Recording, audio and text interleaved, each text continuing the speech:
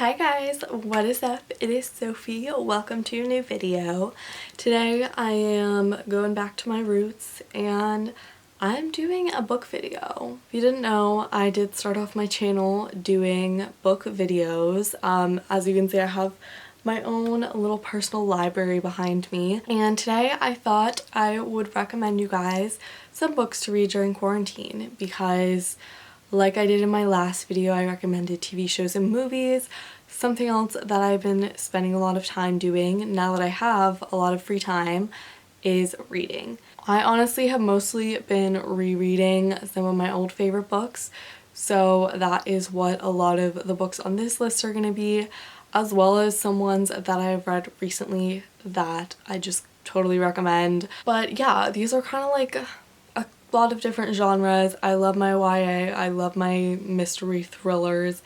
So yeah, let's just get started. First up, I have the series that I'm currently rereading, which is the Vanished series, also known as the 1-800 Where Are You series by Meg Cabot. These books are so nostalgic for me. They were one of the first like YA series that I really got into. They still hold up. They're still very entertaining. I'm currently on the 4th book, and each of these has 2 books inside of them.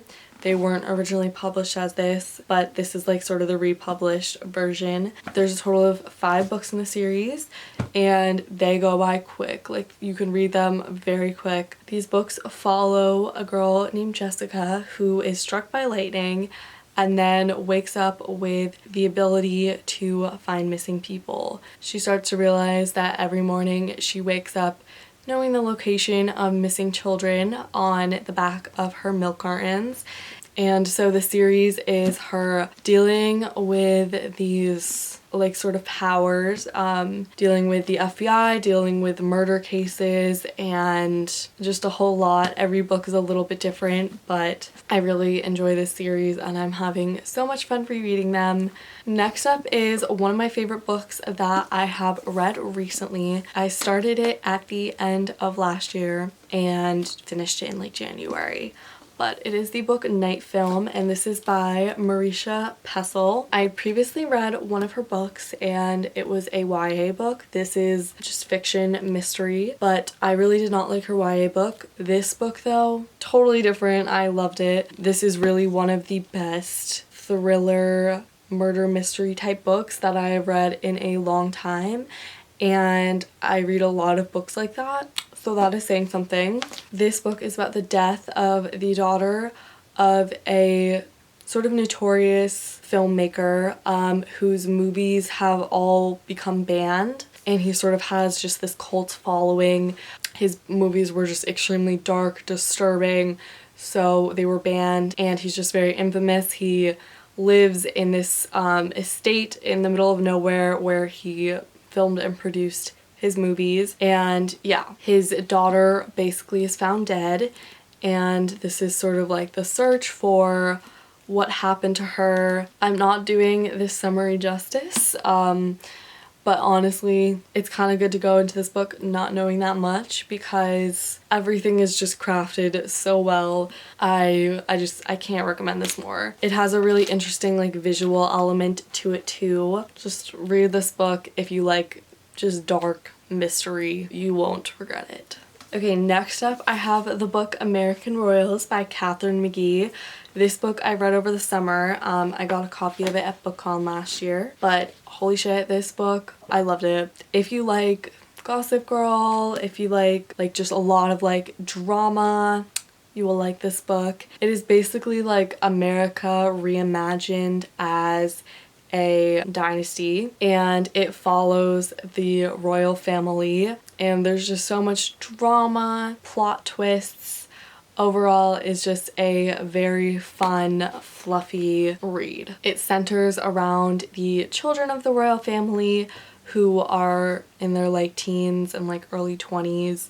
So yeah, I recommend it, and it's gonna be a series, so there will be more books in the future for it. Okay, next up, following with the theme of YA series, I have the Grace and Fury series by Tracy Banghart. I really enjoyed this series. It is a duology, so there's just 2 books, and the last book came out last year. But yeah, it is a dystopian series basically following these 2 sisters. The back of the first book says it's for fans of The Selection and Caraval, which both of those books I really love, and I would definitely say if you're a fan of those series then you will enjoy this. Basically it follows these 2 sisters who are separated. One of them growing up was like trained to be a Grace, and a Grace is basically similar to The Selection in the way that she's like an option for the prince to marry. So there's only a certain amount of Graces who are chosen, and eventually out of the Graces the prince picks one to become the queen. But then something happens, and the sister Serena, who has trained her whole life for this position, and then the other sister Nomi is more rebellious. She's the younger sister. She doesn't care about the rules, and basically Serena, the older sister, gets caught for something Nomi did and loses her chance at being a Grace, and basically gets in a lot of trouble. And so her younger sister Nomi's only way to save her is to become a Grace. I really enjoyed it. This whole series is just very well done. If you like sort of dark dystopians, I would definitely say it's like a darker version of The Selection, then I recommend this series. Okay, next up I have another very fun and fluffy series, and it is Paper Princess by Erin Watt. There are 5 books in this series, I'm pretty sure. I'm kind of seeing a theme that a lot of these have to do with royals, but this is a contemporary, I would say it's more of a new adult rather than young adults series, but the back says young adult. I don't know, I remember when these books became popular, a lot of people were debating about that, but the main character is a senior in high school. Her name is Ella. She lived her whole life in poverty, never knowing her dad, and then her mother passes away, and then this man, Callum Royal, appears and basically becomes her caretaker. And so basically Ella moves to his mansion, and he has these 5 sons who are all just, they have very big personalities. It's a very addictive series. Again, I would say it's for fans of shows like Gossip Girl because it's just lots of drama. As you would guess, there is a whole love story aspect to this, and I really liked it. If you just like something very kind of melodramatic and plot twists, then you will enjoy these books. Next up, this is the last physical copy of a book that I have, but it is just a general author that I want to recommend, Morgan Matson. She's super popular in the YA community, so if you're a fan of YA contemporary books, then I'm sure you've already read all of her stuff. If you haven't read all of her stuff, then I recommend it. I've read all of her books now, and I'm pretty sure I own copies of every single one of them. I love her. She is such a good YA contemporary author. This is my favorite book by her, and it is next on my list to reread, so I thought I would put it on this list. It's about this girl whose best friend disappears right before summer. She just disappears with no explanation and only leaves behind a to-do list. Here you can see the to-do list. It's like right on the back of the cover of the book. But yeah, it's overall just a really fun, summery book. It goes chapter by chapter as the main character, Emily, does things on the list. The love story in this is super cute. Like I said, this was my favorite out of all of them, but they're all really good, and she has a ton of books. So the next book I have, I don't have a physical copy of it because I listened to the audiobook. It is the book Followers by Megan Angelo.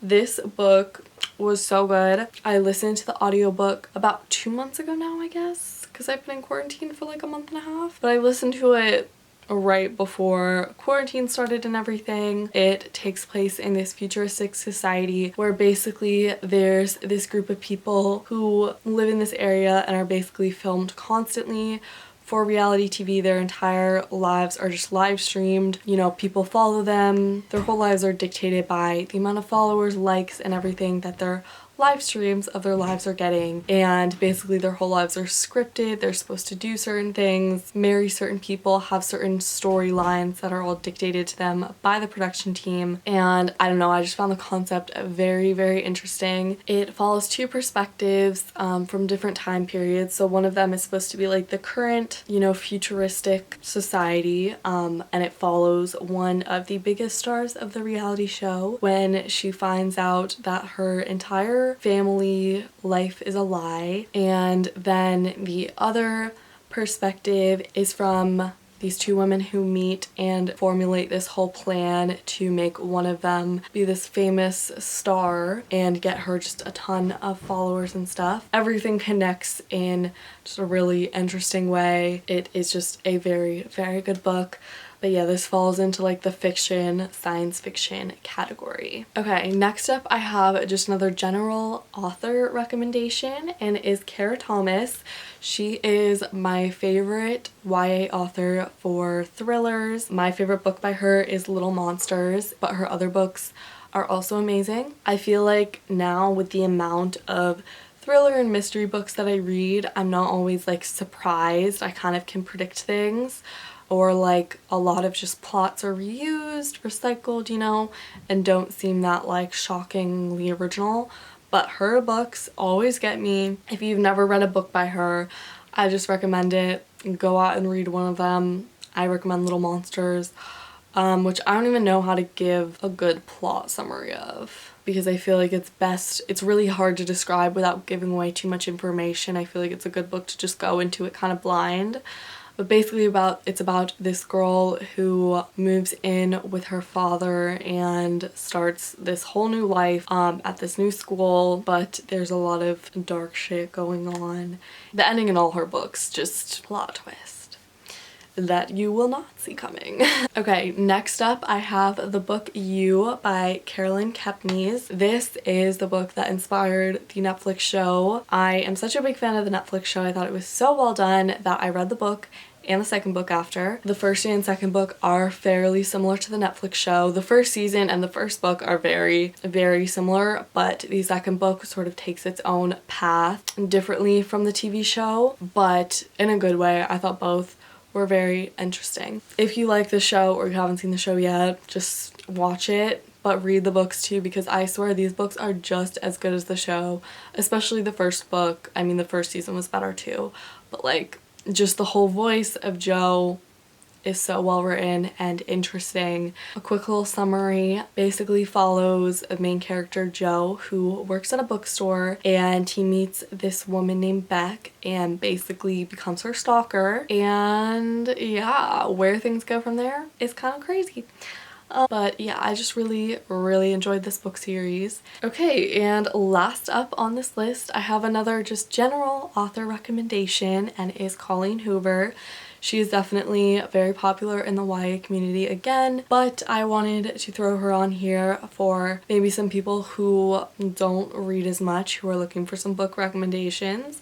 I totally recommend her books if you like just love stories. All her books are fairly sad, but also very just like touching and like emotional. And my favorite books by her are Confess and November 9, but I am currently listening to the audiobook for Slammed, and it is so good so far. I'm really enjoying it. I'm almost done. I think I have like an hour and a half left of it. But yeah, all of her books are basically love stories. They are like new adult, so most of the characters are in their 20s.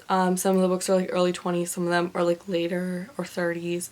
The one I'm currently listening to, the main character is a senior in high school, so that's like on the sort of younger side of the characters she does. But yeah, a lot of them are like college age or just out of college aged characters. I don't know, all of her books are just so well done. If you haven't read any of them yet, I definitely recommend you check them out. Like I said, Confess and November 9 are my favorites. They're up there. So if you're gonna start with any of them, I think I recommend starting with Confess. But yeah, those are my top 10 recommendations for books to check out during quarantine. If you guys have any books that I didn't mention, make sure to leave some recommendations in the comments. And yeah, let me know how you're doing, how you're surviving this. I really hope that all of you are doing well, that you're safe and healthy. If you want to see more book videos on my channel, I know I haven't done one in ages, make sure to like this video and subscribe, and maybe I'll do more of them. I don't know. I recommended most of the books that I've read in the past few months. Yeah, I haven't been the best reader in college just because I haven't had a lot of time, but I've really been enjoying having time to read. Even under these circumstances, you know, I'm just trying to enjoy the little things, and for me, that is reading right now. So, okay, my camera's about to die, but thank you guys so much for watching. I love you all, and I will see you next time. Bye.